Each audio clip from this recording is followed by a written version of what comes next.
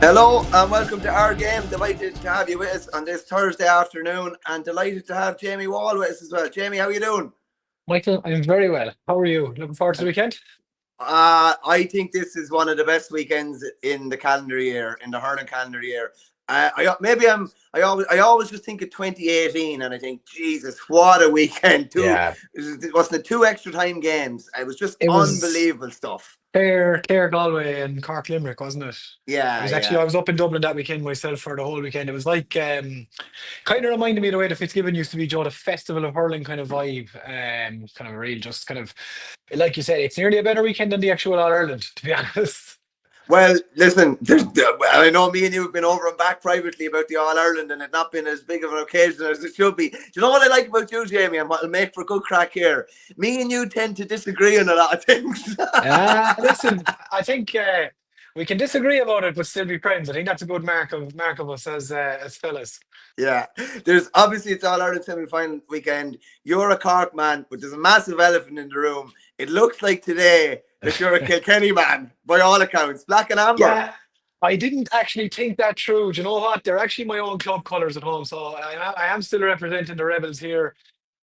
It's black and amber. It's actually a top, a good friend of mine in Kilkenny, a man from Freshford, Shane Donnelly, has set up a company, Retro Gaelic Jumpers. They're on Instagram, and they're doing these kind of retro tops, you know, with the old GA logo and stuff. I just have a really cool top. He sent it on to me in the post, and I said I'd wear it here. I know there's a lot of like-minded people probably tuning in here, and they're starting out. It's not just GA jumpers; it's kind of any clubs around the place. So give them a look on Instagram. I think you'd be if you're into that kind of thing. I always find the people who are into retro stuff are massively into retro stuff. Yeah. You know, so it's kind of good GA attire, festival attire, multi-purpose sportswear. It's not just fast fashion. So yeah, just something I'm looking forward to seeing how he gets on with it. And yeah, it's cool top. So I was happy enough to wear it despite What's the colours. your favorite? Like the jumpers are gone nearly now. Like the Mm, jumpers aren't really a thing now. As in, managers don't tend to wear jumpers now. What's the yeah. most iconic one in your opinion? I listen. They're probably both from my own county, but I have two in my head. What would be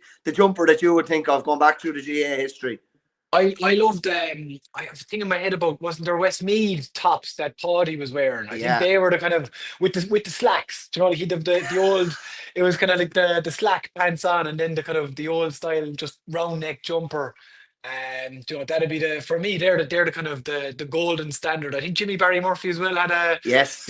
was there a white, I have a thing in my head about it, white kind of or an off grey kind of Barry's tea one before Yeah. on the sideline. I just think on top of the head now, those kind of ones, they're really cool. Do you know your man that does he does the Opal, I think they're the Pell jumpers as well. Yes. PEIL, like them kind of they were like the GA jumpers that were like that. Those kind of ones, I think they're just cool and they're really kind of like I said, they're kind of wearing them to the matches or festival attire, those kind of different, you know, they hit all those buttons. And I think there's a big festival season coming in Ireland. Just you know, you've Fontaines and all together now. Kneecap announced for electric picnic. So yeah, a lot of opportunities to wear that kind of clobber. It seems to be coming back. The two that stand out for me, they're both awfully, but one is like it's not quite bottle green, but it's not pure green. It's Michael. I think Michael I was going Bond to say Michael wore, Bond. yeah, Yeah, the I got green Michael Bond in version my head the minute you said it. and the grey version. I think he wore them both. Yeah. I think he had the grey version on for the All Ireland, but at some stage in the year, he definitely had the green one on as well. And when you're speaking about retro, forgive me now because I'm not. I love music, but I wouldn't be, real into it. I like what I hear or whatever. Mm. But some drummer at Glastonbury had Benny Tierney's Armagh jersey on Would from you? Would you? 1999. Would you believe I got a message from him 10 seconds ago on Instagram? Pierce Callahan is his name. He's the drummer Yes. for Gurriers. He's a gentleman, a big Armagh fan. I actually met him. I met him last year for the first time, this weekend last year at the Cork. Met him at Cusack's North Strand Road before the Cork Limerick semi final. He was hanging out with Kevin Brannigan. So we met for a pint and stayed in touch since. I was chatting to him at Kneecap. They were opening for Kneecap there last week in Fairview Park. So yeah, he's a gentleman. And yeah, it's just funny you say that. I literally got a message off him there because he was flogging his Bose Oasis jersey on Instagram. So yeah, like I said, a lot of that stuff seems to be in fashion at the moment. Yeah, it's a big deal now. Retro stuff. I have to give a big shout out to Orga Retro, who are always big supporters of Yeah. the show as well. Best Yeah, they have retro lovely jerseys stuff. in the Lovely business. stuff. Really Gorgeous nice stuff. copper, yeah. And it's funny. It's actually funny when you go to a game. Some people love the new stuff. Some Mm, people love the maybe 10 years ago stuff. And then there's yeah. always somebody when I go to an Offaly match. My sister is definitely Yeah. one anyway. Something from the 80s or something from the Yeah. 90s or their old Carol Meets. And it's actually fascinating. If you took a snapshot of, we'll say, 300 or 400 people at match, I'd You have them all. safely say that every base will be covered. 80s, 90s, noughties, Yeah. current, I have polo tops, my jumpers. My Cork jersey, the only one I wear to a match. If I ever wear, when I do wear a Cork jersey to a match, normally I wouldn't. I'd throw on a t-shirt and get the old headband. That'd be my. Yeah. I'm getting old now. I wear the headband around the neck, like the real old man. But if I was wearing a jersey, I have a jersey from 1989. John O'Driscoll was on the Cork team then and stitched number 23, and it's the old kind of. It's almost like a shade of orange, like it does that light, the red Cork one with the white tags up on the Oh, thing and the white yes. collar. It's absolutely unbelievable. Number 23 is well stitched into the back. And he was playing soccer with my old fella at this kind of Banks soccer thing, and I was dragged up one day watching the soccer, and he threw me this old jersey. Sure, at the time I was only 10, I had no mass in it. I was like, ah, fuck it, this is old and shite, whatever. And then about 4 or 5 years ago, I said to Farrell, like, do you remember that jersey there we got off John O'Driscoll? Is that anywhere around the house? And sure, found it, and I was like, this thing is comfortably worth a couple of £100, like Yeah. proper old style 1989, actually match worn Cork football jersey. So yeah, that's my jersey of choice. It's great to have them. I have in our home house in Offaly, I just have a little kind of I don't know what you call it, like a little small little blanket box full of jerseys. Yeah, And I'd I say. actually I never re-wore them. Once I wore them in a game or whatever, or I swapped, I had always put them away. And I Yeah, just think just what you were saying there, I think in godly knows how many years' time I'll go down to yeah. it and be like, geez, this is unreal, or you This pass is it on to someone. unbelievable. Yeah, Yeah, yeah, yeah, yeah, yeah, yeah. yeah. Just looking ahead to the weekend, Jamie.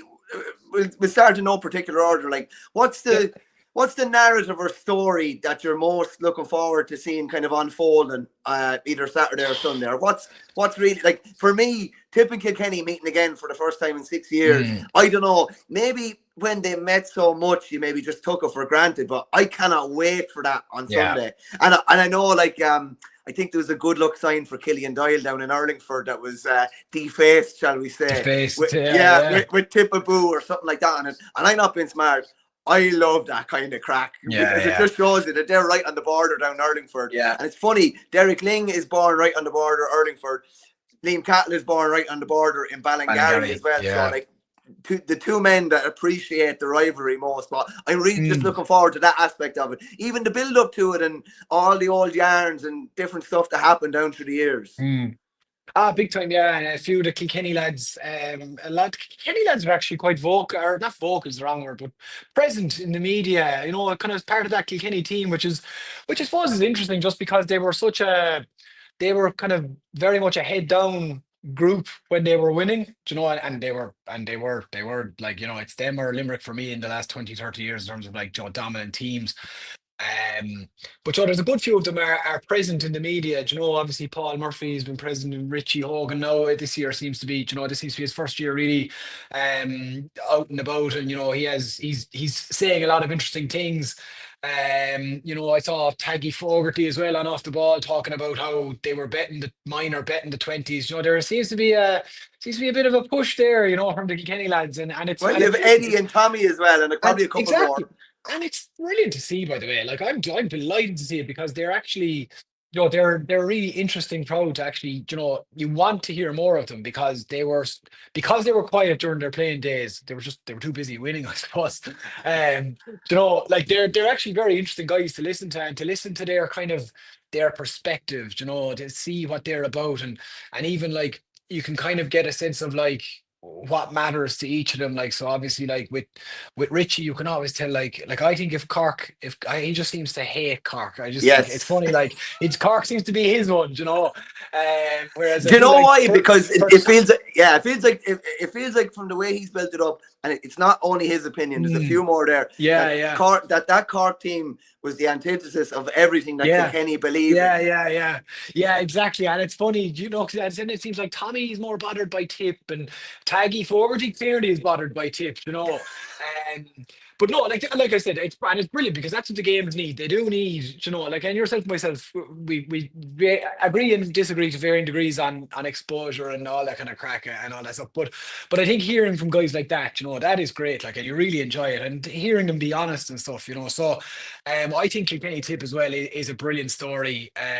You know, just the way I think the development of both teams as well. You know, neither of them have actually been successful by their own kind of standards. We'll say. I know Kilkenny have won 6 out of 7 or 7 out of 8 Leinster titles or something like that. Is it 6 in a row and 7 out of 6 in a eight or row, something like yeah, that? yeah.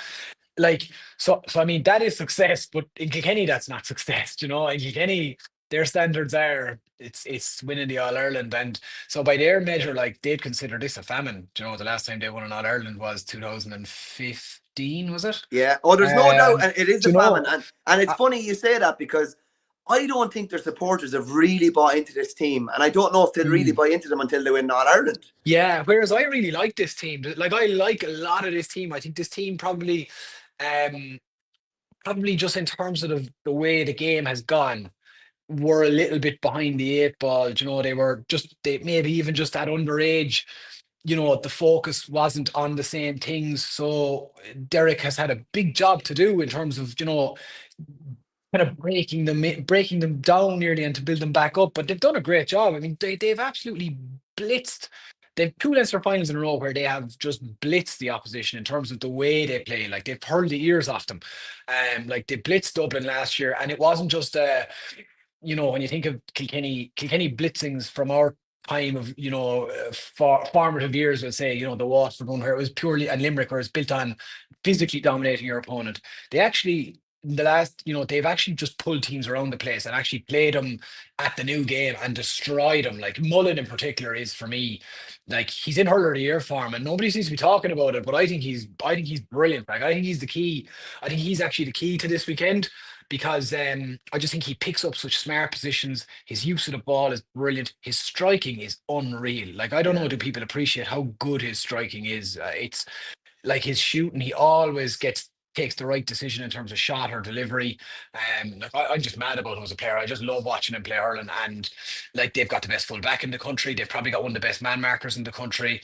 They've got Paddy Deegan, who's a monster. Keane Kenny, who is another fella who's playing really, really well this year. Like another guy that I'm really fond of as a player. Like I love watching him play. I remember obviously had seen him at intercounty level, but we played IT Carlow 2 years ago with Mary I and like was right up on him and just seeing how good he was at everything. He was unbelievable at winning ball in the air for a kind of not a massive man.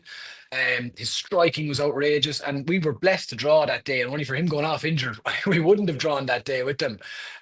So like he's a guy that just I don't know. Again, like you said, maybe people haven't bought into this team the way they should. But I don't know. Do people really appreciate how good some of these guys are? You know? And then like I'm naming out all these guys. I was in where was I? I was in Kilkenny actually on a night out. I was chatting to a couple of lads, and one of them turns to me and says, "Who's the best player in the Kilkenny team?" Sure, I was naming out 3 or 4. He goes, "No, you're wrong." And I said, "Well, go on." So he's John Donnelly, and I was thought about it for a second. I thought, "Oh, he's actually might be right." Like, you know, so like, there's so many threats. There's so many players. I haven't even mentioned TJ Reid. Like, Yeah. so just yeah, like I said, they're a really, really good team. I probably expect them to win. Um, I don't know if that's the generally held consensus. I'm not actually sure. I think A they're point or two, I marginal think. favourites. Yeah. Yeah, Yeah. yeah. Like I think they're very good. Like, look, I'm on record as saying I think they're going to win the feckin' All Ireland.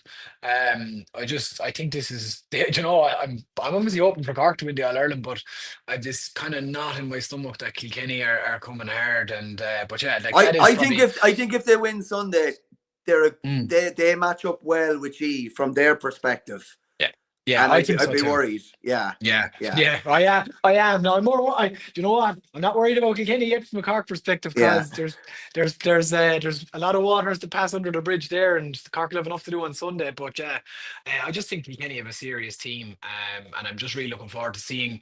This is a real test of Tip. Do you know in terms of what are Tip at? Do you know like because they've had a really good year. Like they had a lot of work to do. They did the work. They had a very successful league campaign, probably flat in the final. Fair enough. That sometimes that happens, but they rose it again for championship. They had a couple of really good displays.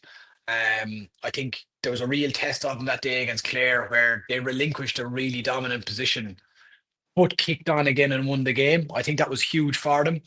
Um, you know, and then their quarter-final performance against Galway was really good, and it was kind of the first time I thought, yeah, actually, do you know what, they've really turned a corner because there was a real juxtaposition, we say, with 2 years ago in when they played It Galway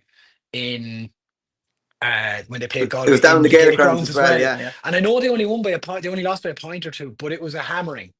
I mean, Galway bet the sugar out of them in the first half. Like, honestly, they were way better than them and kind of got just Galway falling asleep, let them back into it. But they were miles off it that day. Whereas, God, they were just so much better than Galway last weekend. They were just streets ahead of them, So it's interesting to see, this is the real test now. Where is this kind of Tipperary team at? And I know a lot of people are saying this young Tipperary team, they're not that young.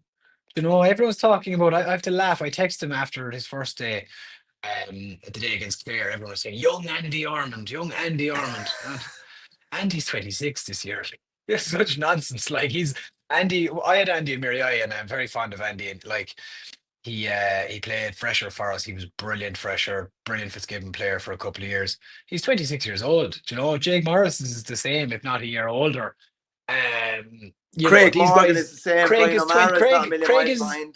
25. Yeah, Brian O'Mara is 25 as well. No, sorry, Brian O'Mara is 26. Brian O'Mara is, Yeah. like, so these guys they're not that young. There's one or two young boys in there, but like they're not that young. They actually, they're well at the age now where they do need to go and perform here. Yeah. Just tell us a bit about Andy Armond, like to the outside world, maybe if you're not watching Tipperary Club Championship and seeing the Brackens play, you probably don't know Yeah, that much about him.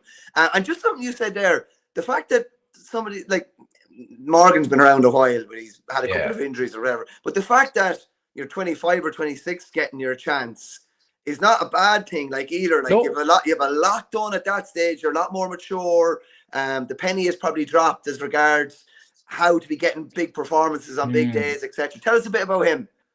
Look, Andy's a great player. Like we had Andy as a fresher, had him as a Fitzgibbon player. Obviously, there's a story I kind of tell about Andy whenever anyone asks one. He's a really serious character. Like he's a really kind of, like he's a serious character. He's not a piss taker. I'll put it like Yeah. that. And has always been really, playing for Tip has been a big thing for Andy. Standards.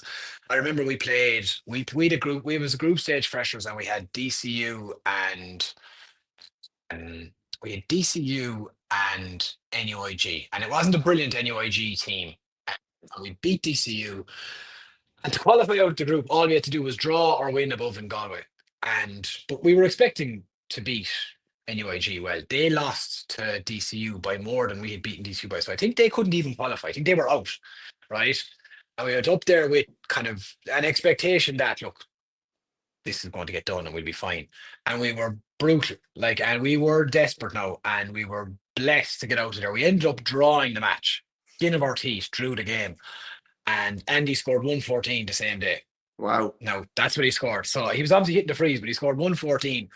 And I remember after the game, we went down to the corner, and I was kind of saying, "Look, lads, bad performance, but we're out the door. Look, we're in the fresher semi-final. Whatever, drive on." And next thing, I went away from them, and they were still in the circle, and Andy just read the riot act. He absolutely effed and bawled at the lads. And my brother was playing on the team, and I said to him after, I said, "What's that about me?" He goes, Andy ate us alive. I says, "Good, yeah." He goes, "No, no, yeah, no, totally deserved." Everyone was just there with their heads down because they were like, "Well, we can't say anything because he's after, like, he has earned the right to give us a bollocking here because he's Yeah. after digging us out of a massive hole." So that was him as a 19-year-old. Do you know what I mean? And no bother on him at all to kind of call out the lads. And I just thought, yeah, okay, this guy's very serious about it. And a couple of years later, he was excellent for us in the fits against UL. He got a wonder score. It might be up on YouTube, but he got an absolutely brilliant score where he did a kind of a John Lahey fake shot and twist back inside um, to score that day. We won after extra time. Um, and then obviously was watching him playing in the under 20s for Tipp. He was unbelievable that day against Cork in the 20s final where they blitzed Cork it was Liam Powell's Tipp That's team. They right. blitzed Yeah. Cork in the Gaelic grounds. They bait the sugar out of them that day in the Gaelic grounds, and he was brilliant that day. And then obviously, like you said, you mentioned Brackens. Like Brackens hadn't won the mid title in Donkey's years, and maybe if ever, I'm not sure. Like they hadn't. It had been a long, long time if they had won it at all. I'd have to go and check that now. But he led them. There's a brilliant photo of him out in Borland after scoring the winning point, kind of with the finger up like that. So yeah. So look, like I said, he's a serious character. He's done it at every level. He's done it underage for Tip. He's done it at Fresher and Fitzgibbon Cup level. He was on our teams that made a semi final and lost to Carlow. He was on a Freshers team, was in the first semi final, was always one of the big players, and has done it for his club. A real leader there in Brackens as well. Why So do you yeah, think why do you think it's taken him a little bit longer for him to be because I like well suppose known look at senior level? he's a bit smaller, obviously. He's not a massive man. He's not that small either. No, it's not like we're talking about, a kind of a really small character. But he's not doesn't have that natural physical profile that probably Yeah. the way the game has gone, you need to get in. And I think, like you said, that is kind of the way the game has gone. Very rare that a fella is so young. That's probably what's striking about Darragh McCarthy, Oisin O'Donoghue, and Sam O'Farrell. But if you think about those guys, Sam O'Farrell's a large man. Oisin O'Donoghue's a very physical man. Darragh McCarthy isn't, but I kind of have it. The floating rumours around Tipperary are that he put on the guts of 7 or 8 kg over the winter. He's Of all there actual, now. Yeah. you know what I mean? So, and that's a lot for a guy who's not massive to put on. So, and at the guy at that age as well, where it's quite hard to put on size. So he's obviously put in a heap of work. But there's a reason why, the whole under 20 not playing senior thing.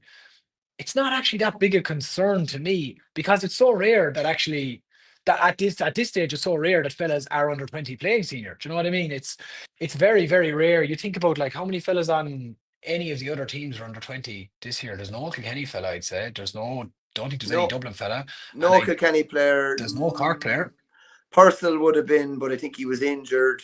Offaly had a You, fair scraw at him, but it yeah, generally is it yeah. generally has been the exception more than the rule. Yeah. Yeah, but in 3 4 years time that awfully probably won't be the case. Do you know what I mean? And Yeah. like that's just because you have a special team coming through, and probably to be fair, like not to be casting aspersions on the other awfully fellas, but not as strong a group to come into. Do you know, they were coming into a team where people were looking to them. Do you know? Yeah.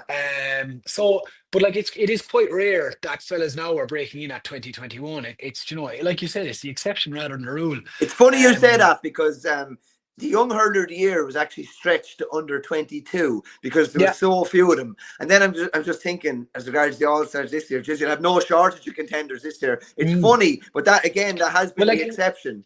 Yeah, and you know what? I kind of think they should maybe change that to Rookie of the Year rather than, Ah, you know you what I love your mean? American sports, yeah. Yeah, well, like I just think, you know what? It's the same. It's the same with. I mean, when you look at the fucking Premier League, like it's under 25. There's fellas who played 4 or 5 years in the Premier League, and they're up for Young Yeah. Footballer of the Year.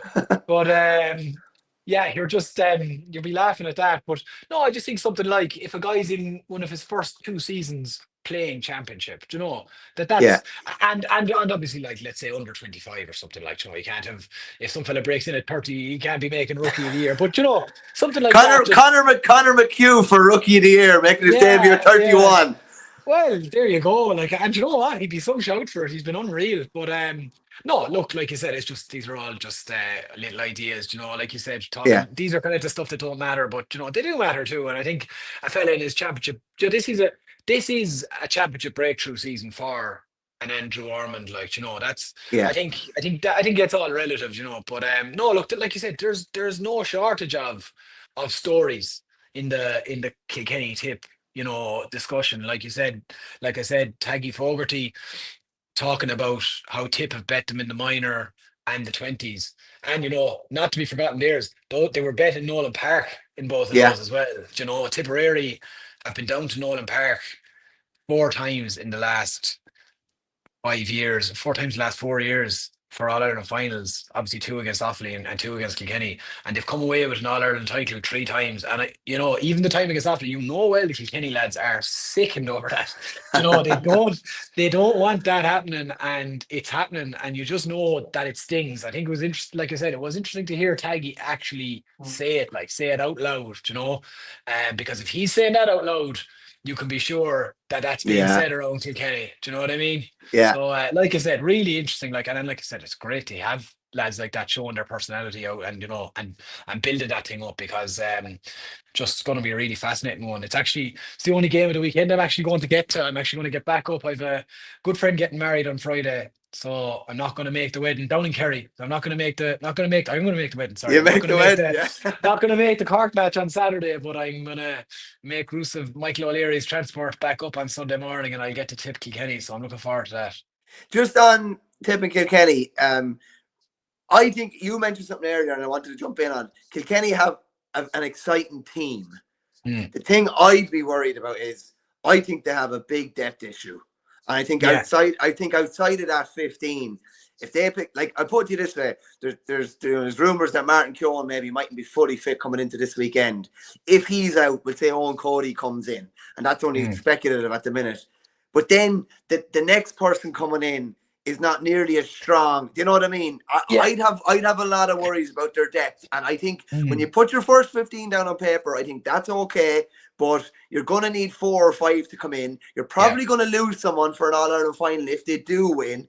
In an All-Ireland final, you're going to have to go so deep into your squad. A lad that might have played very, very little could be needed for 10 minutes. And that could be the most important 10 minutes of the game. That would be my worry. That would be my big worry from a Kilkenny point of view. Sure, if you look at Cork last year, probably, the bench against Clare, probably the big regret I think Cork have is that Conor Lahan, that they didn't use Conor Lahan that day. I think he would have made. I just look. It's the big regret I have looking back at it. Hindsight is obviously 2020, but even seeing the impact he had on the drawn Munster final in extra time against Limerick, he's a guy that still has that touch of class. Maybe not at senior intercounty when every fella is fit and healthy, but after 70 minutes of intercounty hurling, the guy who's done it. The Kilkenny bench looks very young to me as well. Who's the Conor Lahan there? Who's the Noel McGrath to come in and bring a steady head? Like, I think probably the pick of the lads on the bench. You mentioned Killian Doyle there. He was absolutely outstanding in the Fitzgibbon Cup for UL this year. Very physical man, but very young man. He's only in second year. He's only in second year in UL. He's one of the standouts there. If Martin Keown is missing, that means Cody starts instead of him. Probably Cody, Stephen Donnelly, and TJ probably named as your inside three. Like you said, who's the bolter from the pack? And I suppose that lack of options, that maybe goes a little bit of the way to explaining that kind of third quarter comeback that Galway had against them in the Leinster final. That there's no fresh impetus coming in. Whereas you can contrast that to Tipp, and it's, personally, I think Kilkenny have a better 15 than Tipp. I think probably a nice bit better. But if you look at what Tipp are bringing on, they're bringing on, well, look, whether he starts or not is a different question, but they're bringing on Noel McGrath, they're bringing on Darragh Stakelum, they're bringing on Oisin O'Donoghue, they're bringing on Seamus Kennedy. There's 4 guys that, like, 2 young lads bringing kind of fresh legs and impetus, 2 older heads bringing calm and and bringing all Ireland medals to the party. Yeah. So like, that's probably the one area I think Tipp have an advantage over Kilkenny. So it'll be fascinating to see, what way each one balances out, and what way the context tips then. What would you do with Noel McGrath? I was on Second Captains during the week and chatting about this as well, and myself and Liam Rush kind of disagreed about it. He reckons you bring him on still. I've liked what they've done in terms of, they brought him on the day against Limerick. They decided, obviously, that they needed to start him the day against Clare, and they got a huge bounce out of him and brought him off. Then they brought him back to coming on role again against Waterford, wasn't it? Yeah. Um, brought him on the last day and the impact he had setting up the goal. That basically finished whatever sort of a comeback was happening. That finished it. He'd some cameo. Boy, Jason, Oh, some cameo at last day.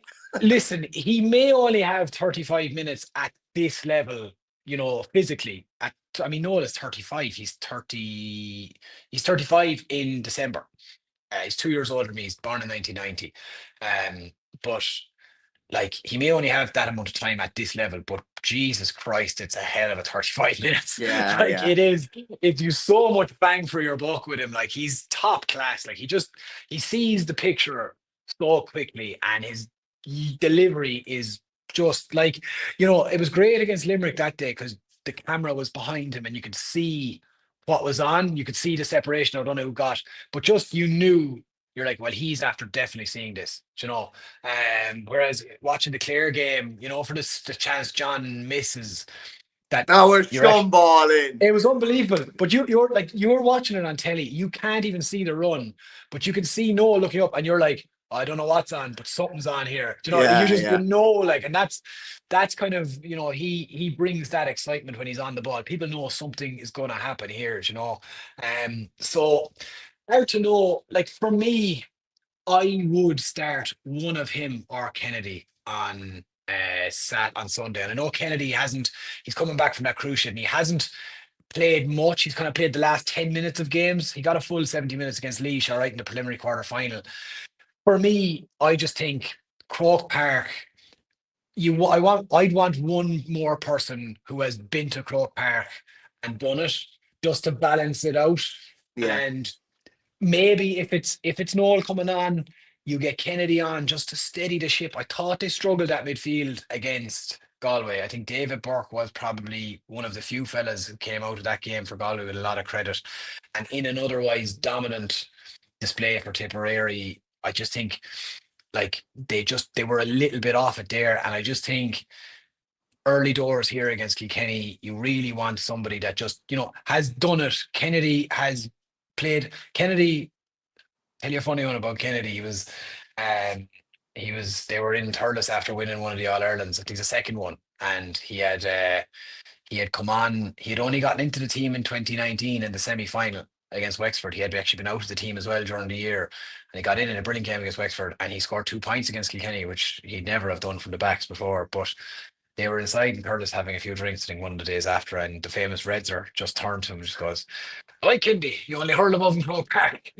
And but you know what? It's not a bad thing to have beside your name. So look, obviously, look, I'm biased. I have a connection to Kennedy, and I want to see him playing. It need not necessarily be him, but I just do think that somebody with a bit of experience needs to start the game, and somebody with a bit of experience needs to finish that game. And I think that's probably the direction I'd go with it. I'd hold Dara Stakelum. He had a brilliant impact the last day off the bench. I'd hold him for when it opens out a bit, and it will open out. I wouldn't throw him into the war zone from the start. If it was me, I just think he's a forward really by trade, but he's a brilliant attacking threat when it opens out. I'd hold someone like that. I'd probably just go with somebody with a bit more nous from the start. And if A you want bit to more hold Noel McGrath, guile.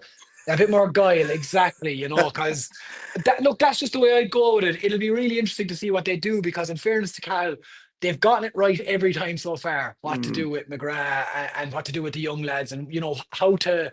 They've gotten it right every day so far, more or less. But forget the Cork game because, look, it's kind of an anomaly with the sending off. It just throws the whole game totally. It's not a fair read of what they would do in those decisions. But I just think they've gotten it right every day so far. It'll be really interesting to see what they do on Sunday. I'd be surprised if they don't start them because I think they need a calming Yeah, influence and a bit. that's I think that's they need that's that that's where experience. my thinking is as well. Yeah, Yeah, and I think if you look at it, like who's going to be close to him, like Darren McCarthy be close to him on the pitch, Sam O'Farrell will be close to him on the pitch. There'll be a lot of guys that'll yeah. be close, and he can just kind of guide them along. I'd be surprised if he doesn't start, empty the tank for about 45 minutes, and then let Yeah. someone else come on. I think it's important that they stay in the game, I and that he's agree not, totally. that he's not coming Yeah, on when they're three, not me four, bringing them on five if you're down. if you're eight, if you're even five down because it's like five down. Okay, kind of just having you at arm's length and you're Yeah, chasing. Like game state is massive. Do you know what I mean? It's yeah, it's chasing the game versus if you bring on the young fellas into a game. that they're 4-5 up. Kind of that exuberance of youth. They're coming on. You're on top. That's a great place to throw them on. Like be in the position. Do you know what I mean? Rather than turning to those, rather than kind of them at the start and maybe they get blitzed early doors. Because I think something that should be borne in mind. They did concede big chances early against Oh Galway, yeah. and just the fact that Galway just are not. Just I don't know about this Galway. Look, we're not here to talk about Galway, but they were too poor to take him. A good team buries Tipp in that first 20 minutes above in Limerick. Do you know what I mean? And Yeah. that has to be a concern. Go I'll fire that one at you, Jamie. If Noel starts, then who drops out? I presume that's not Richie Hogan from Kilkenny. No. That's texting in. I think Richie would tell us his opinion rather than asking a question. I was just going to say, I'd say Richie, yeah, Richie be a bit more direct than that. I look for me, it would probably be like I'd have thought Willie Connor struggled the last day at midfield, and that was my own opinion. They went with McGarry at half time. It could have been either of them. You go with that midfielder. I think it's probably one of those. That probably drops out.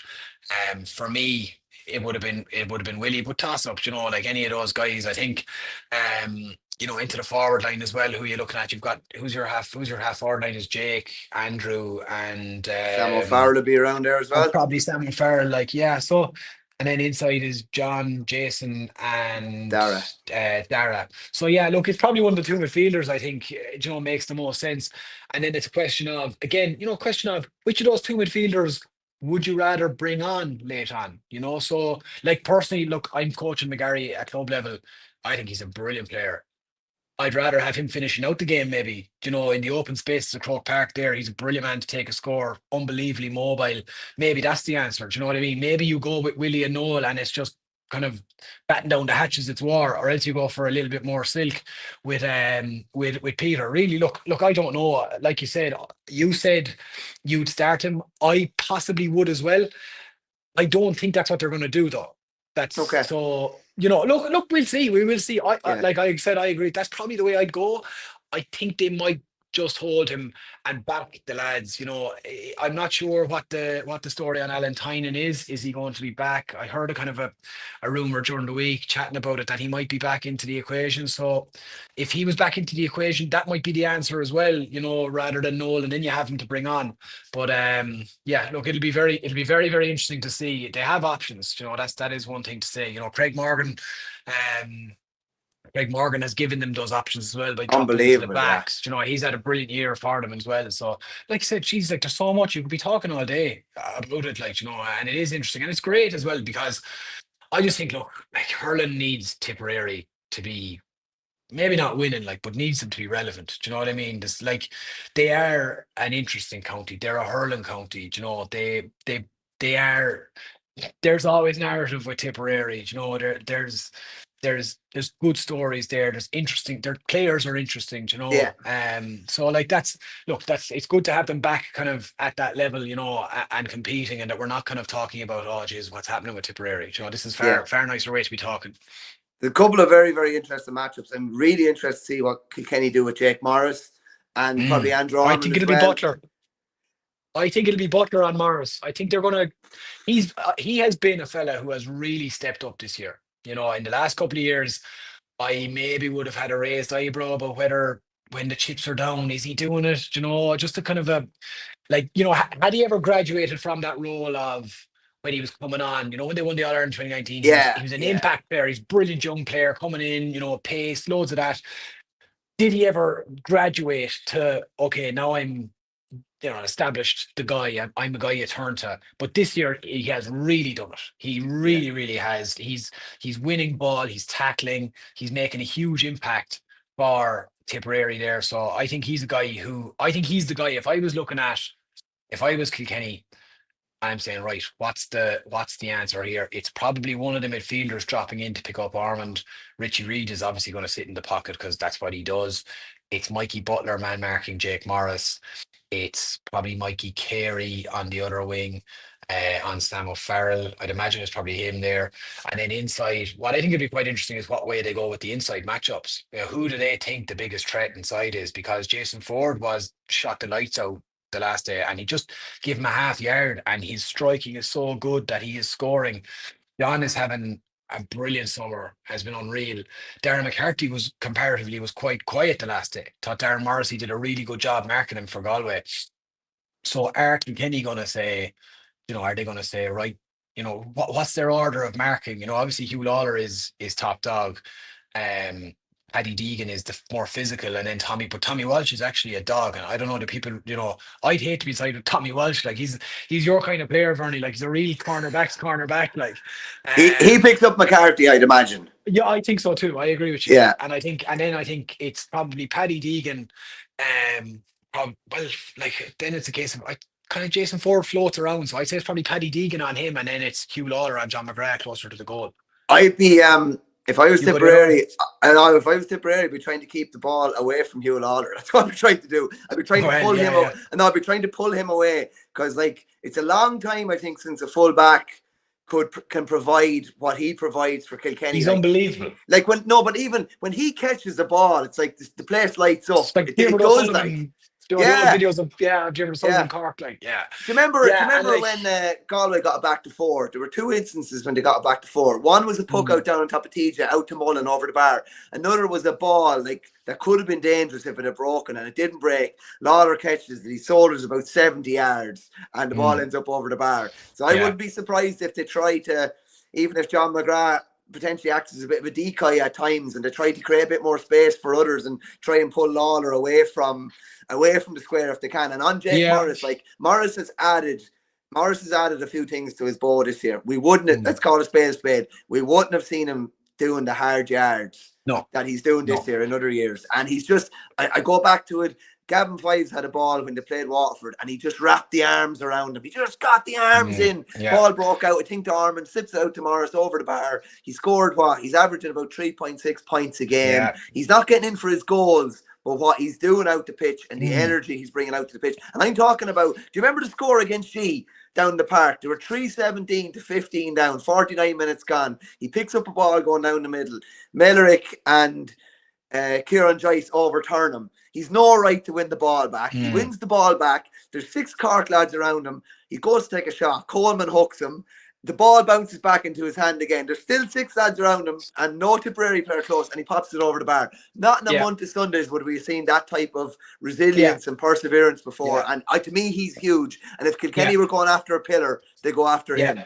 I think so too. I think that's the matchup really from Kilkenny's perspective. Like you kind of always get an idea of who Kilkenny are concerned about by who Mikey Butler goes on basically, and I think that's going to be the one. Like, yeah, and even I remember like Butler has no issue going out anywhere there, playing any type of role. Like I remember even going down to O'Loughlin's and Ballyhale in the county final a couple of years ago, and they picked out, of all of them, they picked out Adrian Mullen. He followed him. He wrestled with him. There was a nice bit of filth involved. He did whatever he had to do, and O'Loughlin's won the game by a point, and Mullen was quiet, and he'll have no problem doing that.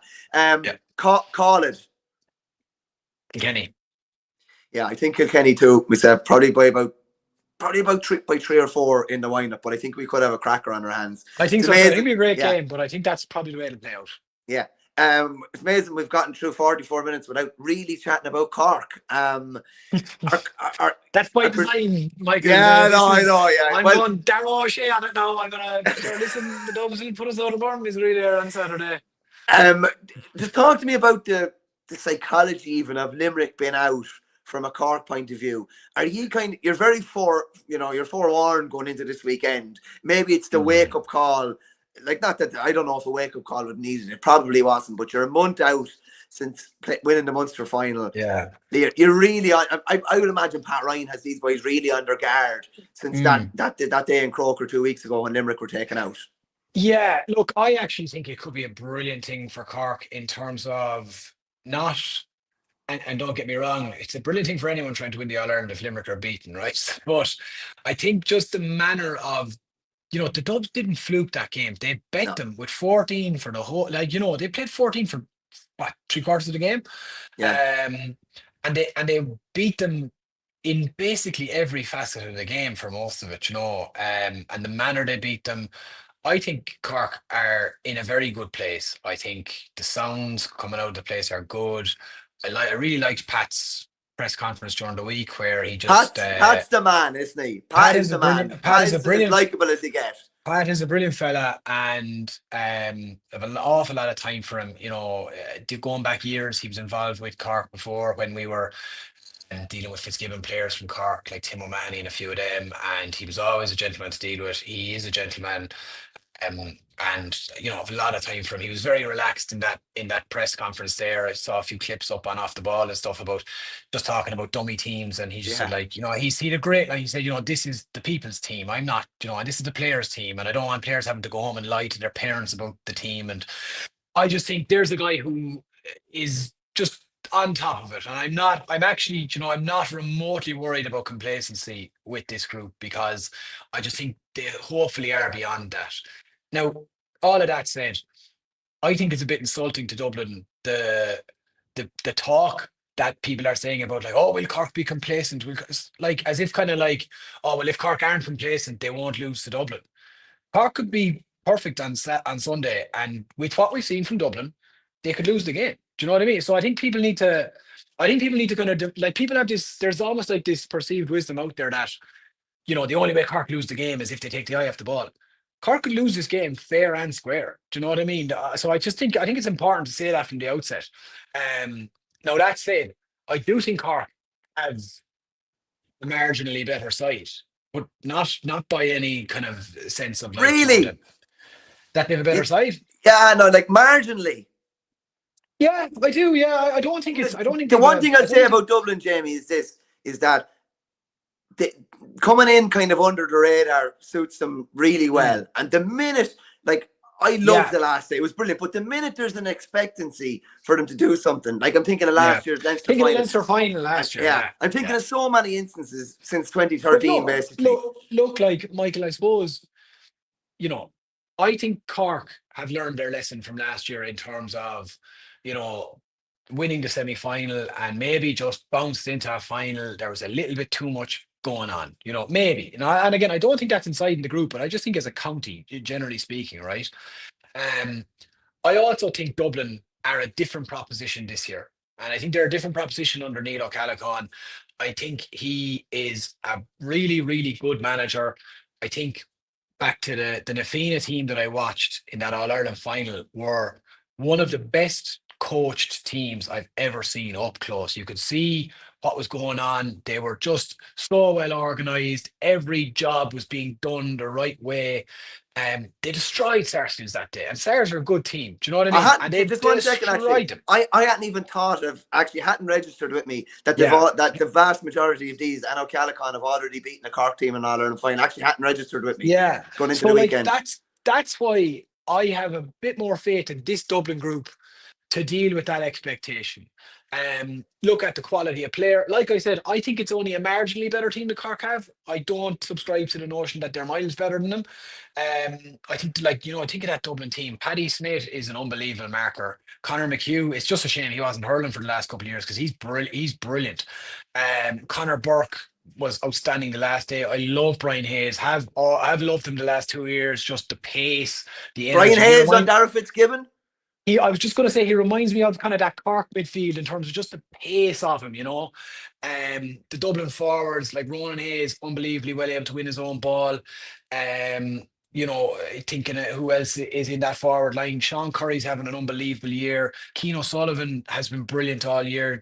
Ree And then McBride's been important to get back as Ray well. Yeah. McBride, and then the elephant in the room. Not to maybe that's a kind of a bad way to put it because you're such a physical man, but the big scary X factor and the one that Cork have to be most wary of, and I don't doubt they'll have a plan for his introduction, is John Heatherton, because if Cork don't have a plan to deal with that, then they've learned nothing from the last 12 months in terms of, I think of Peter Duggan and the impact he had against Cork inside on Owen Downey. And I think Owen Downey will do a good job marking someone like a Keane O'Sullivan, a Sean Curry, one of these kind of mobile, players who want to play hurling out here. Do you know what I mean? Yeah. But I think Cork should nearly be looking at when Heatherton comes on, Damien Callahan comes on. Hey, come here You now for a know, second. honestly, Hey, come here now for a second. What's to stop Heatherton starting? I don't think they'll do it. I don't know. Maybe they will. Look, maybe they will. But I think they've. I think it's something similar to Noel McGrath. Yeah. I think you go with it to try and keep yourself in the game and try and go for the throw straight away. Yeah, the only thing is like the game is very rigid early on. Any game is much more structured early on and rigid, and maybe Cork would just be better set up to kind of to box it out. Okay. Yeah. Whereas when the game gets loose, like you saw like the two goals the last day Heatherton got, like they come from a game that's loose. Like the first is a ball that breaks around the middle, and Limerick men have kind of lost their men, and there's runners through the middle and a pop and a finish. And then the other one is like the game is broken up, a Dublin man drops off deep under the Cusick stand, and Deck doesn't know whether to stick or twist. He does neither. And your man gets a ball in loads of space and he can deliver from a good area. Do you know what I mean? Yeah. So, and that area cuts out the lads dropping back. Whereas if it's that slightly more rigid game, is he going to get the one-on-one that will cause the trouble? Is he going to get the one-on-one that essentially, you don't win? I mean, and if Dan Morrissey can't deal with you physically, then, Yeah. like, and this is not, like I said, this is not casting acid horns on Owen Downey. Like I said, I think Owen Downey will do a fine job marking a different profile of player, but I just would be very worried. And like I said, if there's 45 minutes on the clock or 40 minutes on the clock and John Heatherton comes on, if I was Cork, I'd be turning around and saying, Damien Callahan, horses for courses here. That's the man I turn to in this instance. Damien I'm years defending Damien. We know each other very well. We played minor and under 21 together for years. Damien is Marmite in Cork, to put it mildly. A lot of people love him. I think it's ridiculous. The bad press he gets. I agree. Such an easy Totally target. agree. Such an easy target. Totally agree. You need all sorts of players to win in All Ireland. Oh, and yeah. I think that's the move. He did quite well on Duggan when he came in and went on him. That's the move. It's like, okay, and you've done your job on Curry or Sullivan or whoever. Bang, make the change, win the game. Do you know what I mean? Like, win the game, whatever way you do it. And that's just my opinion. I just think we don't have anyone in Cork aside from, look, maybe Joyce or Downey, but you'd hate to lose them out of a half back line. We don't have anyone else that physically matches up that they could deal with Heatherton. Do you know what I mean? Yeah. And that's not a kind of a they're crap or whatever. Like, there's you wouldn't bring Damien on to mark some of the players that you'd rather have Niall O'Leary or Downey marking. Do you know what I mean? Yeah. So it's yeah, look, it's going to be a very interesting one to see what, like you said, what Dublin do and what Cork do, because I just thought that move of bringing Heatherton on at half time for Limerick against Limerick was a brilliant move from O'Callaghan, because what it did was Limerick brought Barry Murphy on, in my opinion, to be like, right, there's too much ball going to Mike and Sean. We need a more of a ball player as our +1 back here. And maybe someone that can get up the pitch, because Barry would, be naturally, he's naturally a forward and then became a halfback with Doon. But getting someone, so the thinking there was probably to get Barry more involved going forward. But by getting Heatherton on, it pinned Barry back, because if you're the inside backs, you're saying, well, we're not going one-on-one with this fella. We have to keep some bit of a structure here, and so and it just pulled him back 5 yards. If that's all it was, 5 yards.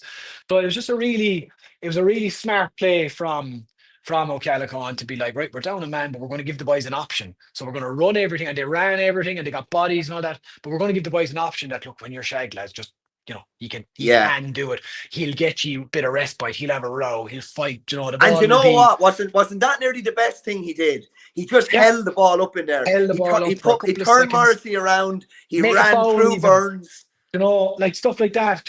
Make a foul, like all those kind of things. Just those small things that just got the boys a breather, like stuff like that. So yeah, I have total faith, unfortunately, in the Dublin management to make good calls here and to really have Cork guessing and have Cork thinking on that. So it'll be very interesting to see what they do. Like, oh no, it's going to be fascinating. Any particular matchup you're looking forward to there? I know you said maybe Brian Hayes. That one. Well, I'm not looking forward to it. I'm sweating about it. But that's the one I'm really looking forward to seeing. I'm looking forward to seeing what Dublin do in midfield, in terms of what their centre-back midfield do. So what I mean by that is, if you think about Limerick, right, they play a kind of a 2 and a 1, like a top of the triangle. Kind of David Reedy will say plays at the kind of pivot between 11 and the inside line. And that kind of allows you to press. So against Limerick, they really went, everyone marks and pushes up and presses, Um, Against Cork, it's a totally different thing because that player isn't there, which means the Cork played a three inside, real close to the goal. But if you press at six there, like if you're out on beyond the 65, there is an ocean between you and the inside line. And if that ball is bouncing in front of Brian Hayes on the edge of the D, it's a goal. Do you know what I Yeah. mean? And if it's not a goal, it's a black card and penalty if we ever see one of them ever given again. What are you talking about? That doesn't exist in the game anymore. Yeah, well, that's stupid. Do you know what drove me most mad about that was the stupid discussion that was being had on the Sunday game about this 25-yard nonsense. And it's like, I was kind of like, well, if I'm 1-on-1 inside the 45 and turn my man and he pulls me down, it doesn't matter if I'm outside the arc. Why has he pulled me down? He's pulled me down because, or this crack of like covering defenders, stuff like that. I'm like, well, sure, if there's a covering defender, why did he pull him down? He shouldn't have pulled him down. Do you know, pull downs where there's no attempt to play the ball should be a penalty. You and Stapleton get on well. Stapleton wanted it, no matter where it happened on the field. If you pulled someone down, it was a penalty. Look, within reason, maybe, like if it's a pull, like, do you remember the last foul in the Dublin Limerick game? There's a load of bodies there. Oh, yeah. But it's like, there is a load of bodies there. So if he's dumb enough to pull him down, it should be a penalty. Why is he pulling him down except that he's, it's a dishonest tackle. Do you know what I mean? And that's... Stop with you now about dishonesty. But it is. It's a dishonest... When I say it's a dishonest tackle, it's like, it's not an honest attempt to play the ball. He's dead right to do it. And, he absolutely... And if it's at the weekend, and if it's a Cork defender, I'm going to be saying, we've got covering defenders, pull him down, and I'll be going screaming blue bloody murder if the referee gives the penalty. But those should be penalties, no matter who they're given against. Do you know what I mean? And stuff like that. So what I mean is, if Dublin press like they did against Limerick, and like everybody goes man to man, and it's balls to the wall stuff, that's a bigger threat against Cork, I think, than Limerick, because Limerick nearly give you a natural person in front of them bodies, whereas Cork's inside three don't. And they all run from there. And if Hoggy has gone out towards the Hogan stand and doesn't get the ball, and if Connolly has made a run out towards the Cusack and doesn't get the ball, but they've taken two of their men out there, and next thing Brian Hayes catches the ball 1-on-1, like, it's going to be very hard to stop him within the laws of the game. And, do you know what I mean? So I think it's just going to be fascinating to see what Dublin do tactically there, because, again, like I said, I have a hell of a lot of time for Neil O'Callaghan and, and his acumen there on the sideline. I think they get it right. I'm just interested to see what getting it right is going to be. It's gas you mentioned the word dishonest. Like, I've done a lot of things on the pitch. I never would. If someone called me dishonest now, I'd nearly be offended. If they called me other things, I wouldn't mind. But dishonest is like... Dishonest maybe has connotations of cowardly or whatever. That's not what I mean. What I mean is, it's not an honest attempt to play the ball. Like I don't think that every foul where a fella is going for a goal should be a penalty. You know what I mean? Like, there's a skill in that though, Jamie. There's skill in making look like it's honest when it's not. Yeah, absolutely. Yeah. Like, if you think about the Limerick Dublin game as well, there was one in the first half. Do you remember? Paddy Smith on Galan. On Galan. Yeah. That's a cynical foul. That was anyone brilliant. Who thinks it's not. But he did it really well. Do you know what I mean? So one like that, I'd be kind of like, that could have been a penalty too. But you know what? You did it well enough that, like, okay. Do you know what I mean? Like, But so, like, that, look, that's kind of what grinds my gears. That's all. That's enough of that Kent Brockman segment. But, like, no, look, it's just one that I'd like to see those punished more.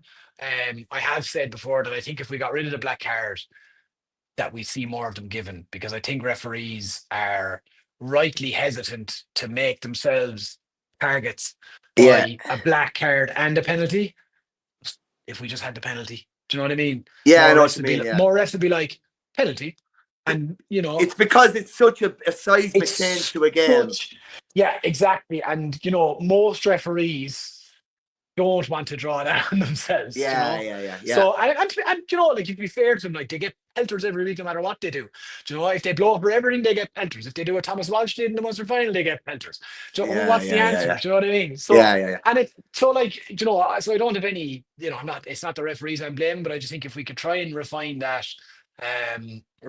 some bit, you know, and have those things. But yeah, like I said, it'll be interesting to see um what way what way Dublin go with that, you know, and not so much a direct matchup as such, but what they decide to do against Cork, because Cork will give you a slightly different proposition to Limerick. Just call it, Jamie. I know you're caught for time there. You see Cork winning Yeah. by a handful. I see Cork winning, but I wouldn't be willing to say a handful. I think similar to Kilkenny Tip, I think it'll be a right game. I think Cork maybe have a little bit more, just a little bit more off the bench, maybe a little bit more of a threat. I'm looking forward to seeing Diarmuid Healy in Croke Park. Just think the pace that he brings will be really interesting to see. Haven't said it yet, but you know, it is something that would concern me. Is Seamus Harnedy is a flipping huge loss for Cork. Like he's a huge loss as a leader for Cork there. He wins ball.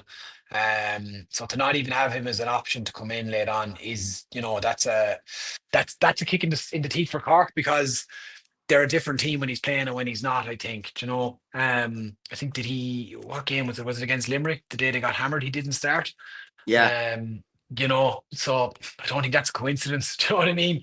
I don't think there was a lot more going on than just that there, but it speaks to the influence he has on that team and the kind of, you know, the character he's around that forward line, you know. So that'll be a loss for Cork. But yeah, look, I do think genuinely that Cork will win, but I think there's an awful lot. There's gonna be a lot. They'll have a lot to do so. I think in the heel of the hunt, I think Cork will win with a degree of comfort in the last 10 minutes. I don't know if you're a betting man. I'll give you 5, 4, 3, 2, 1 as the numbers of victory, points victory. I'll take 6 and above, and we'll have a tenner, and we'll contact each other on Saturday evening. All right? That's grand. And the winner will donate it to a charity of choice. The charity of my choice. Yes, 100%. Okay. Jamie, thanks very much for coming on, and we'll chat soon. We will, Slán. Talk soon, pal. Good man. Cheers. Great to have Jamie on board there. We actually have a man here, and he's waiting in one particular area that Kerry footballers were waiting in all last week, and it's Adam Moynihan. And there he is, waiting in the long grass. Almost, there's a bit of a Bull McCabe to him, almost in that picture. Can you come out of the long grass, Adam? The jig is up. You boys duped us all. We had a great conversation about it. I distinctly remember a comment coming in last week. I cannot believe Verney has had the wool pulled over his eyes by the Kerry boys, and whoever put it in, they were right. They were right all along. Fair play to you. That was some 15 or 20 minutes in the second half. I don't know what you're talking about. No, to be fair, like I know, look, it's always the same with Kerry. If they do go into a game as underdogs and they're talking themselves down, it's kind of spun that way, and maybe there is an element of truth to it. But like I think like the fears were genuine. Like I was genuinely worried. The question marks were real about the team and going into the match. But geez, they stepped up in a major way. I don't think anyone could have seen that coming at half time. Even I know Kerry did well enough in the first half. I was slightly worried about the way that Armand were creating opportunities. Then the first 5 minutes of the second half, I was like, oh, here we go. Like they scored 4 the first 5 scores, and one was a 2-pointer. All of a sudden, they're up 5 points. And it looked like then that it was going to go according to, you know, what the tipsters were saying, that Armand were going to pull away eventually. But geez, what happened next was nothing short of it was incredible. Like it was, I think, for 15 minutes there, it was as close to perfect as you could hope for in the circumstances. It was just like fair play to them, fair play to the management team, the coaching team for doing what they did there. It was phenomenal. You were there, Adam. Talk to me about their setup. Like they just obliterated Rafferty's kickouts. Talk to me about how they set up, because it was quite unique, and you can only really see it when you're looking down on it. Yeah, well, like their kick-out press was absolutely superb. Like they were just cutting off everything. Clifford was the kind of point man on the front of the first press. But I think the main thing was they weren't just denying the short ones, they were denying the medium range ones as well. Yeah, They were his bread and butter almost. Yeah, exactly. Like they were managing to kind of split that. The first ones were being denied, but they were able to then kind of drop back a bit. The front guys were able to drop back a bit and deny the middle range ones as well. And everything then had to go long. A couple that he did try to ping in, those short ones. One was intercepted. He maybe got one off. But all the ones that went long, like that's half the battle. All the ones that went long, Kerry's midfielders were dogs. They were absolute warriors. And there are two guys that Sean O'Brien and Mark O'Shea, they barely played for the Kerry seniors in championship. Sean O'Brien had a few games last year where he's wing back earlier on in the year. Played in the league this year as well. Seemed to follow the favour. Mark O'Shea was starting for the second time ever for Kerry in any game. Not to mind, like obviously it was his first time playing in Croke Park for Kerry. And the two of them were just absolute warriors, not necessarily catching things clean, but just completely disrupting everything that Armagh were trying to do. And obviously the boys around them picking up breaks. So like Mark, I couldn't compliment him enough because he came in, did very well off the bench against Cork in that game in Páirc Uí Chaoimh, out of nowhere, started fetching balls out of the sky. Then against Cork and Páirc Uí Chaoimh, then the next game against Meath, it didn't really go his way, and it went with no Kerry players that way, or when no Kerry players way that day.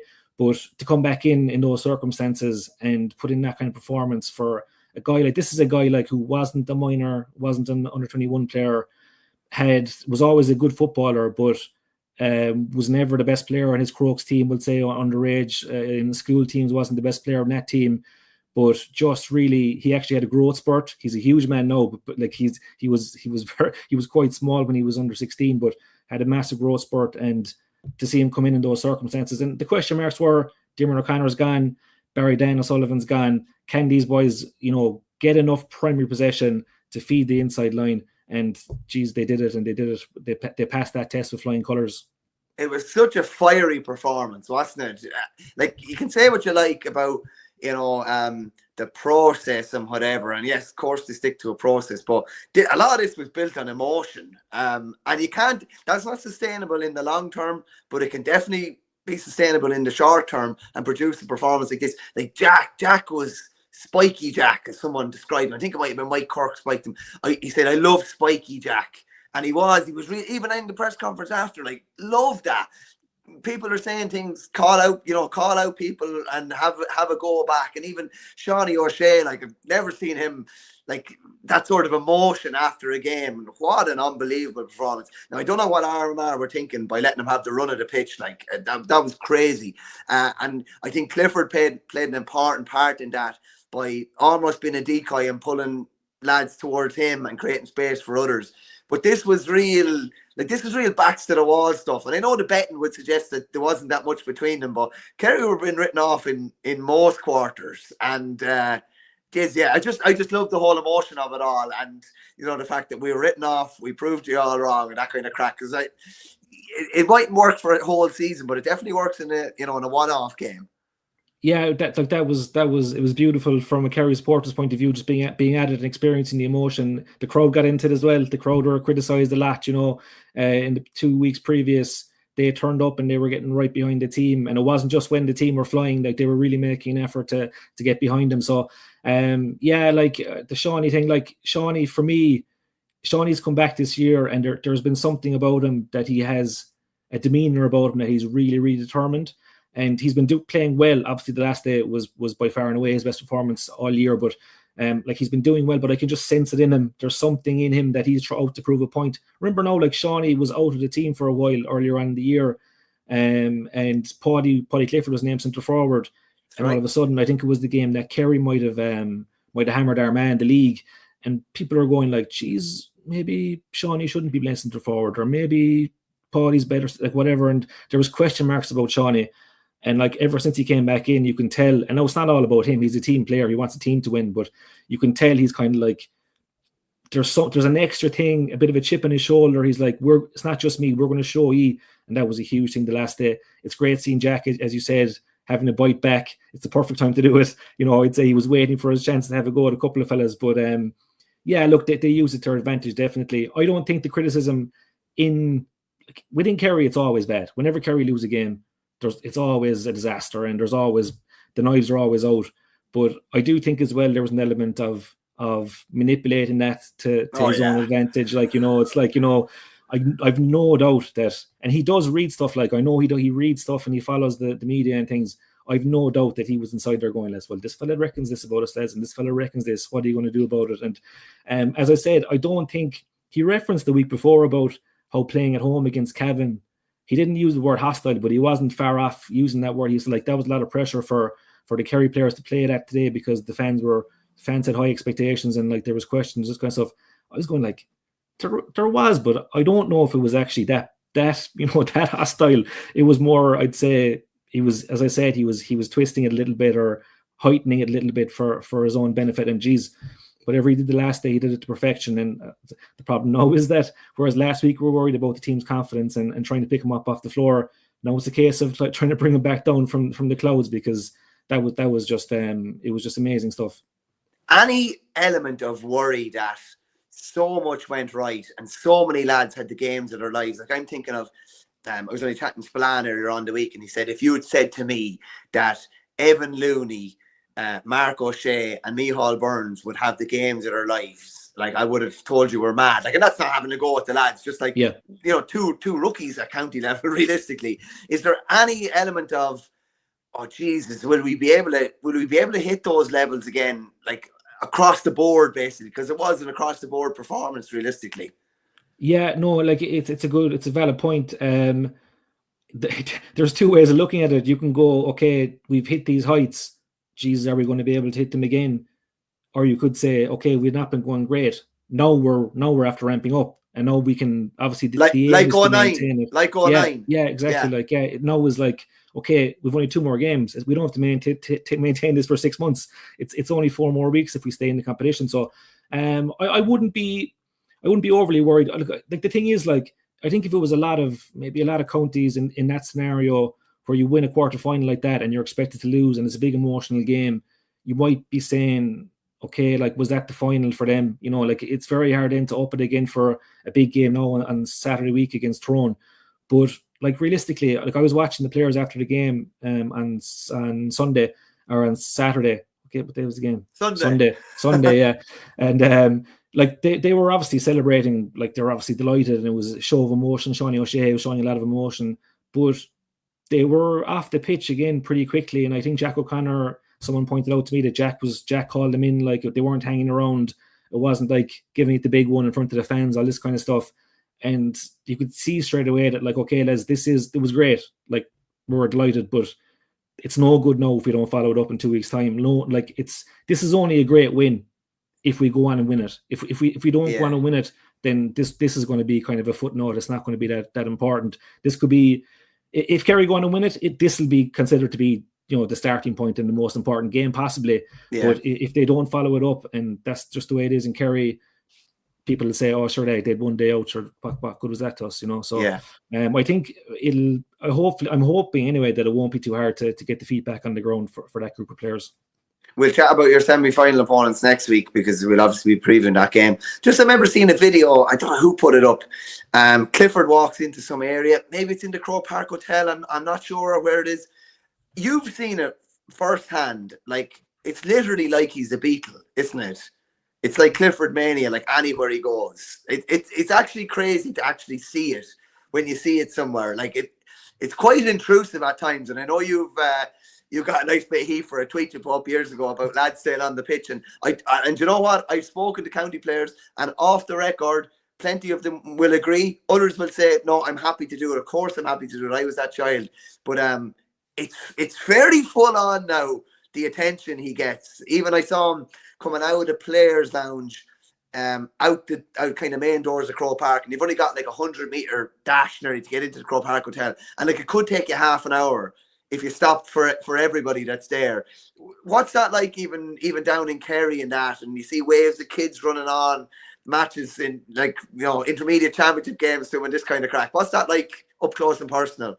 I don't know how he handles it so well, to be honest, and he has done, like, this is going on for a few years now, and like, he's still a young man, but this was happening when he was 19, 20, 21. This fandom around him, it's bonkers, really, like, for a Gaelic footballer, but he handles it so well. like you won't ever see him. Like there's the odd time where he runs off the pitch. I remember up in Portlaoise a couple of years ago against Louth. That's right. Yeah. Kerry were up maybe 10 points and they took him off because there was like kids, there were like vultures around the side of the pitch. There was thousands of them, and Jack took him off, and even he sat in the subs were sitting in the stand up in Portlaoise, and even then, like the kids were trying to get to him, and the guards had to come along and like remove him because it was a safety issue. That's right. Taking down the tunnel. So yeah, it is mad. Like I like you mentioned that tweet there, and like I got an awful amount of stick for it, but like I think to be fair, like you said, if you ask the players privately, there's times where it is a bit much. Like I don't mind it. I think it should be regulated and say, fair enough, a league game, that's fine. Look, they're going to do it for the league. Maybe the first couple of rounds of the championship, whatever. But if you're talking about like, I think the time I mentioned that it was club championship. It was the time Kilmacud last. Yeah, it was Shane Walsh. I think it was to Glenn when Glenn beat him. Yeah. And I was looking at it going like, this fella now is like, not just Shane Walsh, like the whole, like there was other Dublin or Kilmacud players as well getting surrounded. And it's like, on the one hand, of course it is nice, but I was thinking like, I have a young fella myself who'd be around that age, they'd be going onto the pitch, and like, I just say to him, well, look, stay away from the boys who lost. Like they're after losing the championship game. Like if you've won the game, you're delighted. Do you know what I mean? It probably doesn't bother you to do a bit of it or whatever. But I don't know, if in my shoes, if I'd lost especially an emotional, close game, and next thing you're surrounded by 100 kids looking for photographs, and you're there putting on a fake smile, and it's lovely for the kids, but just I think like a bit of restraint, and it's the parents. The kids don't know. Like the kids the kids are delighted to meet these fellas, but just a little bit of, just take it back a small bit and say, bit of respect for that fella. He's probably not feeling great at the moment. He wants to get off the pitch. He wants to go away and tog off and go home, or see his missus, or see the lads, and just whatever. Switch off from maybe as best he can. But yeah, look, from Clifford's point of view, he handles it unbelievably well. Seems to be completely unfazed by it. But yeah, sure. Look, he's just he's a superstar. Like he's the big superstar in the sport at the moment. So that's just the way it is. I spoke to one prominent player, and he said the thing he missed most was even after a defeat, like not being able to have those moments in a dressing room together after a defeat, where you look around and you see the disappointment in other people's eyes, and you almost get something from it that's kind of stored. And I suppose it's probably the same in victory, because I don't know about you, like, but some of those best moments are in the dressing room when you're all back in there together or whatever, and you do miss those. And I'm even thinking, I saw some people criticizing Michael Murphy for running off the field after the Louth game, and not being smart. I'm literally thinking there, like, that man is a 6-day turnaround. He's 35. You're looking to get your legs in those, I don't know what they're called, you know, the things where there's water been pumped in. Like, you're looking like people would wonder if Murphy had been flat as a pancake last Saturday, people would be like, what's the story at Murphy? Or like, you have to, like, the second it has to click in, like, you have to almost immediately think of, okay, we've another game coming. If I'm standing for an hour, how much energy will that take out of me? And that's like, I know county players, like on days off, like they wouldn't even be walking around, like days before games, they'd be having their feet up, trying to conserve every bit of energy. So I just think people are a bit unrealistic with expectations they have of people at times, particularly in that type of scenario when there's another big game coming, and you can't expect them to be out there for an hour signing everything and anything, especially with someone like Murphy, who, like, Clifford aside, maybe Joe Canning, Lee Chin, and TJ Reid and a couple more, they stay for hours on pitches. Been so agreeable with people for so many years. Oh yeah, it's one thing, like, fair enough praising the fellas for staying on, but don't criticize them. You can't criticize them if they want to go off, like, you know, especially, like, it's not like it's like true to form for Michael Murphy to like ignore the kids, like, do you know what I mean? That's not what was going on, like, do you know what I mean? He's not the type of person or the type of player. It was obviously just something like he wanted to get off, he wanted to get into the dressing room, he could have had an injury, he might have needed ice, you know, like, these things are like I said, it's one thing to say it's lovely for them to do it, but there should be no demands placed on them to do it if they don't feel like it on a given day. Certainly not. So I thought that criticism was way out of order. Richard Hogan just asked you, Adam. You don't need to go into it in too much detail because I said we'll chat a bit more about next week. But would Tyrone have been your choice in the semi-final, or like the one thing I'd say about that is, geez, you should have no problem getting up for the game anyway. Yeah, no, look, I think we couldn't have got Meath, so it would have been Donegal or Tyrone. I think you're taking Tyrone, would you? Well, possibly. No, look, I think it is good because, like you said, there is a rivalry there. So if you're looking for something to refocus the players, and that draw was made straight after the game as well, the boys were probably still below in the bowls of the Hogan stand when that happened, and they've learned their lesson, have they? The GA a small bit here. Oh, 100%, yeah. Oh no, this thing of having on the radio. I tuned into the radio for I think it was the preliminary draw, and they were like, "Oh, it's going to be on at 8:30." I turned on the radio at 8:30, and it was like, geez, it was the most depressing news I ever heard in my life. It was murders and like the war and this kind of stuff. It's like, I'm only here for the football. Like, And I that was just a bit ridiculous, the radio stuff. But no, they got that right. In fairness to them, it's way better to do straight away. And like, I think if Kerry needed something to refocus them, it's the prospect of Tyrone up in Croke Park, and that's going to be a very tough game. So I think it's probably is the right draw from Kerry's point of view. Definitely not an easy game, but definitely, as I said, probably appropriate for them at this moment in time. Plenty of big news around even that Tyrone Dublin game. Desmond Farrell obviously stepping away in the immediate aftermath.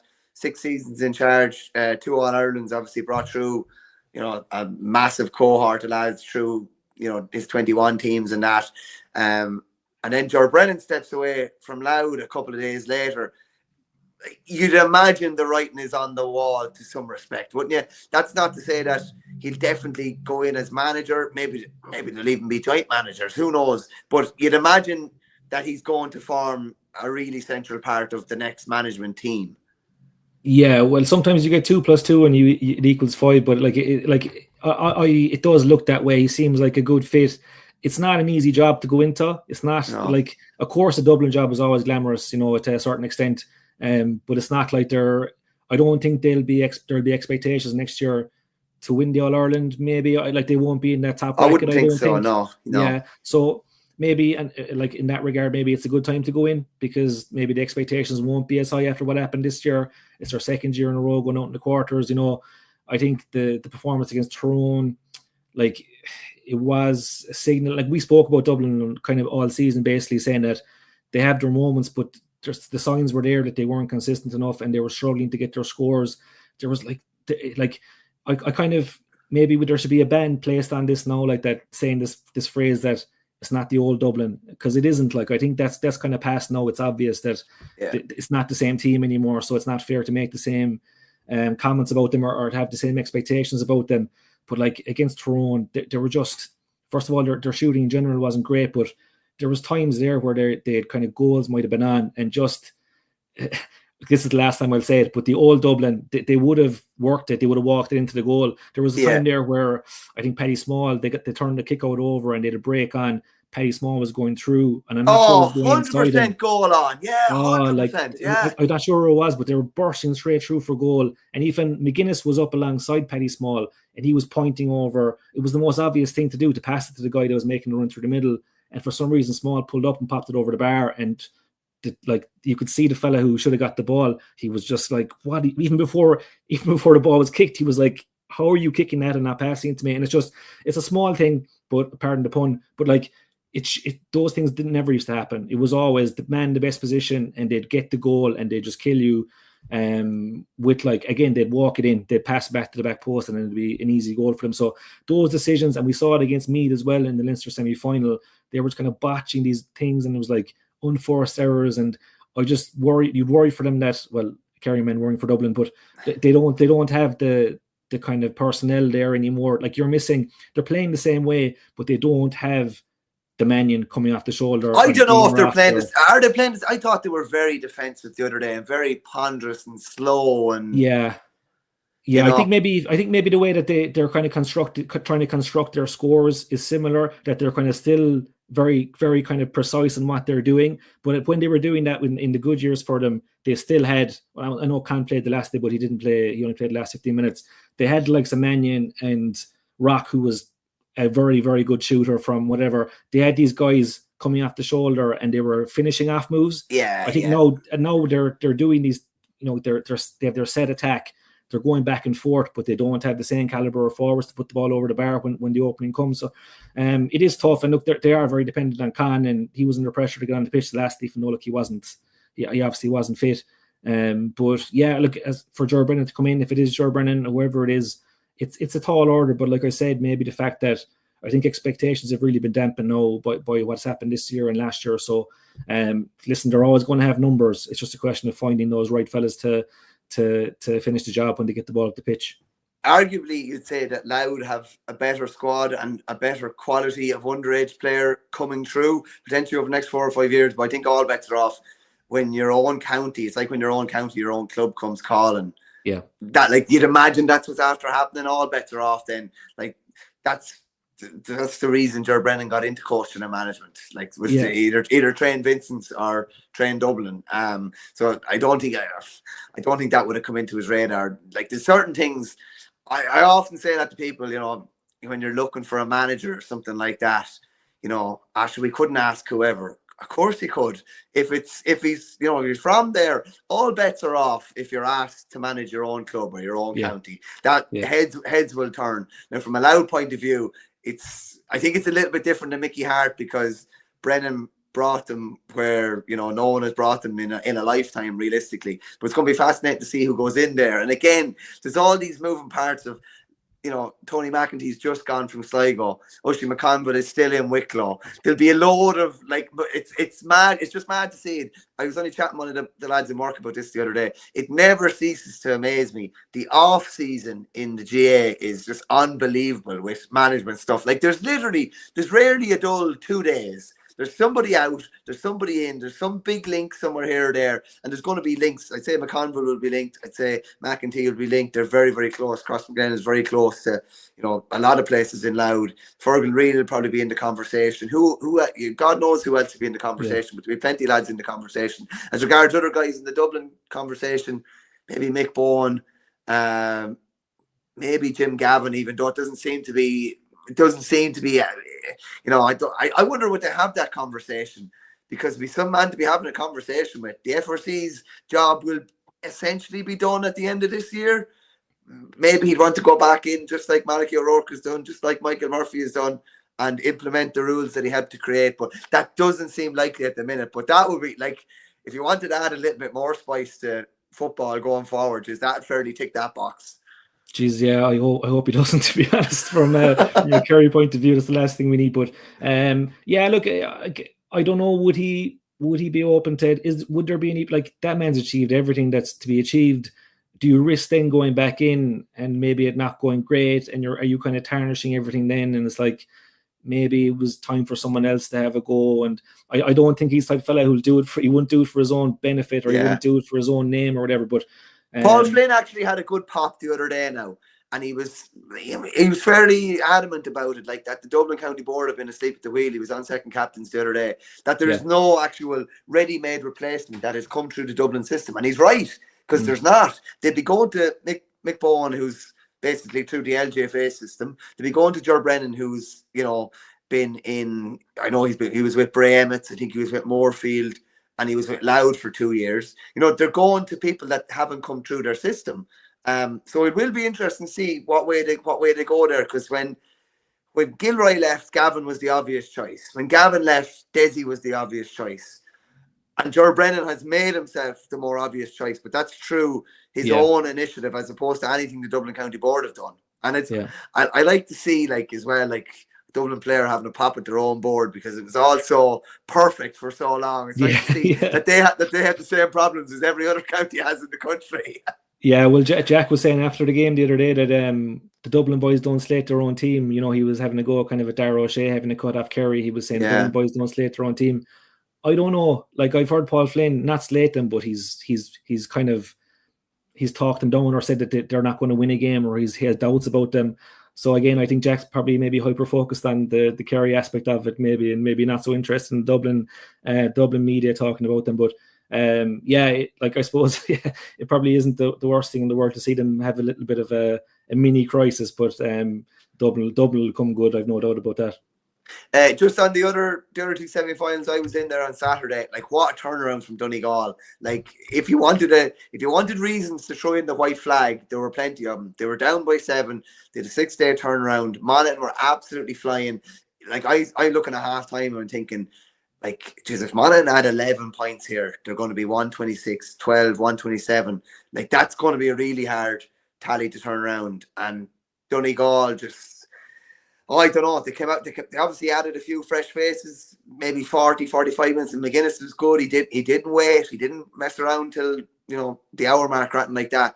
But once they turned the screw on Monaghan, they weren't really for catching. And Monaghan, whose shooting had been brilliant in the first half, remember Gary Mohan dropped one or two short, or maybe one wide, and like they went 23 minutes. The highest scoring team in the country went 23 minutes without a score under the new rules. And you were talking about Clifford being that pivot. Like Murphy was the pivot for Donegal. And it was really, I don't know if were you in Croke Park on Saturday, no? No, not on Saturday, no. It was really interesting to see the Monaghan kick out in the second half. Murphy was acting as that pivot. And Monaghan were doing a bunch and break from the middle of the field, as in every defender was in the middle of the field. They'd no one inside the 65. It was mad to see it, and they just couldn't really get ball away. As good as Began is, they couldn't get ball away, couldn't get ball to hand.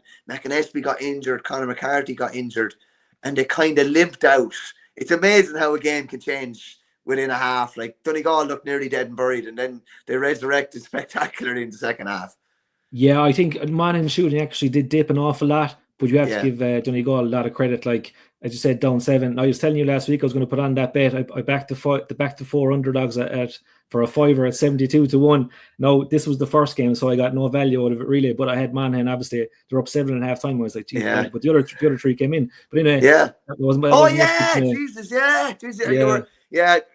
Just imagine if it's going, you would have been in clover. But this was the one I was worried about. This is the one now. I was like, this now is a stretch. I actually was behind it all. I didn't lose faith in Kerry. I thought Tyrone were going to beat Dublin. I thought I did fancy Meath as well. But this was the one game I was kind of like just backing for the sake of backing the underdog, whatever.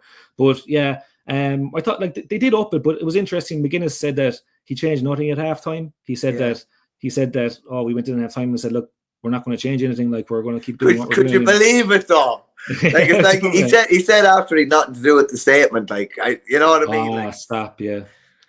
I'm sure now they're the boys in the Donegal County Board are concocting stuff without Jim McGuinness being involved in it. But look, they upped it. Like Langan was brilliant. His goal was superb, great finish.